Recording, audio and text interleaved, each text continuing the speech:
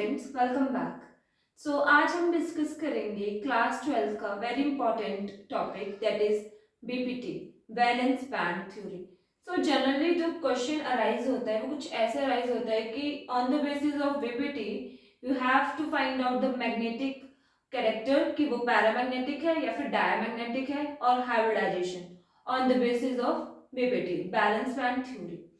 तो एक क्वेश्चन करेंगे, उसके अकॉर्डिंग देखते हैं कैसे होता है। फॉर एग्जाम्पल मैंने ले लिया है आपका NiCl4 2 नेगेटिव।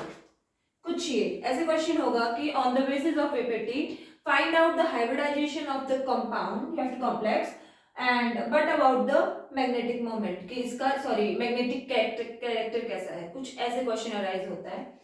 तो सबसे पहले जो आपके पास कंपाउंड दिया है आपने उसका सेंट्रल एटम देखना है। For example in NiCl4 2 negative the central atom is Ni, that is what, निकल, है ना। ये आपका सेंट्रल एटम है और इसमें जो बॉन्ड बना रहे हैं दैट इज क्लोरीन। तो क्लोरीन एक यूनिडेंटेट लिगेंड है, राइट। अब आती है बात निकल की। तो सबसे पहले देखना है कि निकल पे कौन सा चार्ज प्रेजेंट है। तो सबसे पहले आप निकल की ऑक्सीडेशन स्टेट निकाल लीजिए या फिर उस पे चार्ज फाइंड आउट कर लीजिए। तो वह कैसे करेंगे, फॉर एग्जांपल आपके पास है NiCl4 2 नेगेटिव। अब Ni is your central atom, right, और उसी की मुझे निकालनी है दैट इज X। जिसकी निकालनी है उसको X मान लेंगे। और क्लोरीन पे होता है -1 चार्ज। सो -1 कितने क्लोरीन प्रेजेंट है, 4 इज इक्वल टू कितना चार्ज है उस कॉम्प्लेक्स पे, -2। निकाल लेंगे X -4 is equal to -2, X is equal to -2 plus 4, that is X is equal to +2। That mean आपके निकल पे कितना चार्ज है, +2, समथिंग लाइक दिस। निकल पे आ गया कितना, +2 चार्ज। अब हमें पता लग गया कि निकल पे कितना है, +2 चार्ज, राइट, ठीक है। तो सबसे पहले हम क्या करेंगे, निकल का एटॉमिक नंबर लिख लेंगे। निकल का एटॉमिक नंबर कितना होता है, चलो यहाँ लिख लेते हैं इसको मैं, हमारे पास आ गई चार्ज, निकल 2 पॉजिटिव। निकल का जो एटॉमिक नंबर है वो कितना होता है, 28। तो इसकी इलेक्ट्रॉनिक कॉन्फ़िगरेशन कुछ ऐसे होती है, 3d8 4s2, राइट। जब मेरे पास है निकल 2 पॉजिटिव तब क्या हो जाएगा, निकल 2 पॉजिटिव, तब मेरे पास बचेगा 3d8, राइट, क्योंकि जो 2 इलेक्ट्रॉन है वो यहां से आपके s ऑर्बिटल से निकल जाएंगे। तो कुछ ऐसे आ जाएगा 3d8, राइट। अब निकालते हैं इसकी हाइब्रिडाइजेशन। मैंने क्या बोला, निकल 2 सबसे पहले, या फिर आप सिंपल ऐसा करो कि निकल के सबसे पहले ऑर्बिटल में फिलिंग कर लो। फॉर एग्जाम्पल निकल में आगे आपके पास क्या होता है, निकल में 3d8 4s2। तो d ऑर्बिटल में कितने होते हैं, 5, 1 2 3 4 5, आगे 4s, this is 3d and this is what, 4s। कितने अभी 8 होते हैं, तो 1 2 3 4 5 6 7 8 और s में 2। दिस इज निकल, ये अभी निकल की इलेक्ट्रॉनिक कॉन्फ़िगरेशन है। जब मैं बात करूंगी Ni2 पॉजिटिव की तो क्या आएगा, अब 2 इलेक्ट्रॉन है तो 2 इलेक्ट्रॉन कहां से आते हैं, 4s से। 2 इलेक्ट्रॉन यहां से रिमूव हो गए तो हमारे पास बचा 2 4 6 7 8, कुछ ऐसे। This is what, 3d and this is 4s, right. अब बात करते हैं हाइब्रिडाइजेशन की, कि हाइब्रिडाइजेशन कैसे होगी। हमारे पास कंपाउंड है NiCl4 2 नेगेटिव, राइट, यही कंपाउंड है। अब मैं इसके आगे ऊपर कर रही हूं NiCl4 और 2 नेगेटिव। तो इसमें क्या होगा, अब हमें जितने हमारे पास क्लोरीन है वो एटम ऐड करना है वहां पे। तो बना लेंगे d ऑर्बिटल, 1 2 3 4 5 1 2 और यहाँ पे आ जाएगा क्या, 4p ऑर्बिटल, और p में होते हैं total 3, that is what, 3d 4s 4p, right, ठीक है। तो जब अब ये बची है हमारे पास 2 4 6 7 और एक 8, राइट।